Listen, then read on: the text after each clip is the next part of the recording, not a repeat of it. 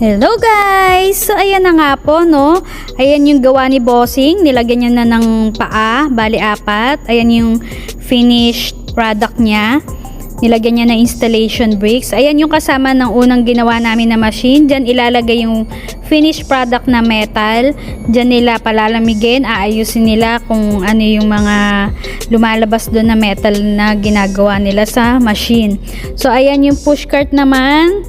2 push cart yan. So ayan, 4 din yung ano niya, yung paa niya, yung gulong. Puro mga pang heavy ano yan, heavy metal. Tapos ayan din, ito tapos na rin yan.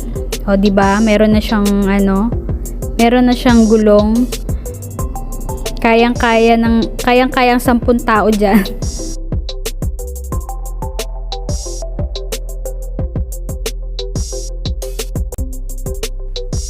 So ayan na nga guys no, ayan ang aming lunch saka sa siktang. May kim kami, may soup, may kimchi, syempre hindi mawawala ang kimchi.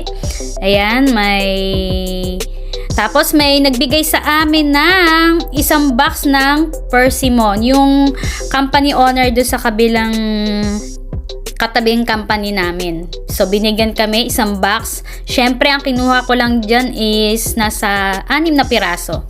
Kasi ayoko na masyadong madami, hindi naman mauubos. So, ayan po ang trabaho ng aking boss. So, minsan nanonood din ako sa ginagawa niya, no? AutoCAD. So, ayan na nga guys, no? Ayan na po yung update ko sa pinapagawa kong bahay. So, ayan po. Meron na siyang tiles lahat. Sa labas, sa loob, meron na din. So, nalagyan na siya ng salamin sa labas. Ayan, yung sliding door.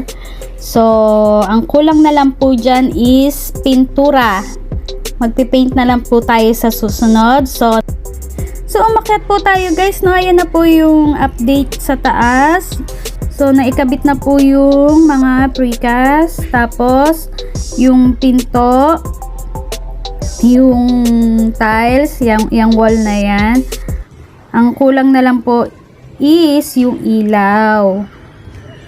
Hindi ko na po siya nalagyan ng tiles sa taas kasi wala namang masyadong pupunta dyan na tao sa taas. Hindi naman siya laging pinag-i-stayhan ng mga tao dyan. So, hindi naman kailangan na.